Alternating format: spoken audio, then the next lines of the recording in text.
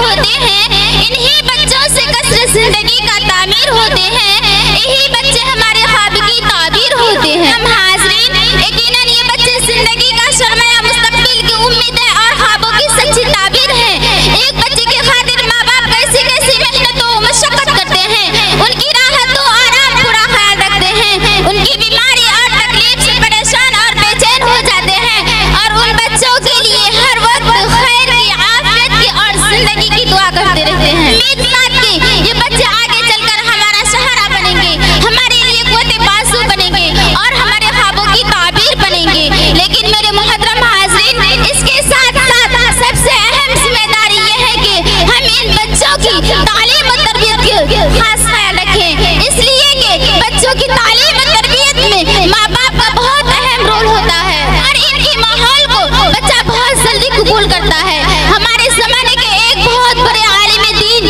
مولانا سجاد کمالی صاحب فرماتے ہیں کہ میری تربیت میں میری والدین کا بڑا اثر ہے کہ انہوں نے میری بہت اچھی تربیت فرمائی ہے۔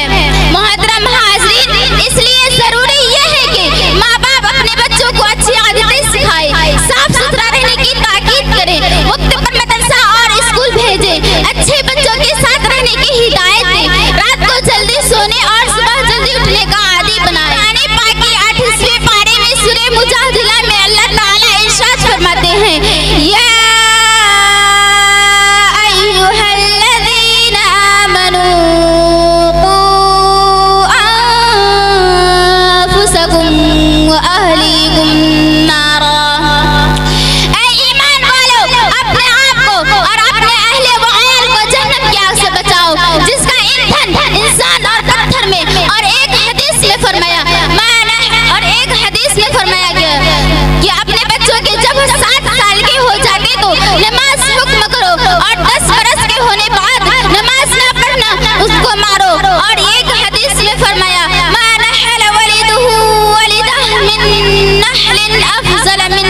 ادب حسن، یعنی باپ کا بہترین تحفہ اپنی اولاد کو یہ ہے کہ ان کو اچھے آداب اخلاق سکھائیں۔ محترم حاضرین، اس لیے ضروری یہ ہے کہ ماں باپ اپنے بچوں کو اور ان بچوں کے لیے ہر وقت خیر کی، عافیت کی اور زندگی کی دعا کرتے ہیں۔ محترم حاضرین، اس لیے ساتھ ہی ساتھ اتنا بھی یاد رکھیں کہ اگر آپ نے اپنے بچوں کی تعلیم اور تربیت کی فکر نہیں کی اور انہیں اچھے آداب نہیں سکھاتے تو ان کے تاریخ مستقبل کی آپ ذمہ داری ہوگی، اور یہی بچے آپ کی شکایت کریں گے کہ افسوس کہ ہمارے ماں باپ نے ہماری تعلیم کی تھی۔ یہی بچے ہمارے خواب کی تعبیر ہوتے ہیں۔ محترم حاضرین، اور یہ ساری زندگی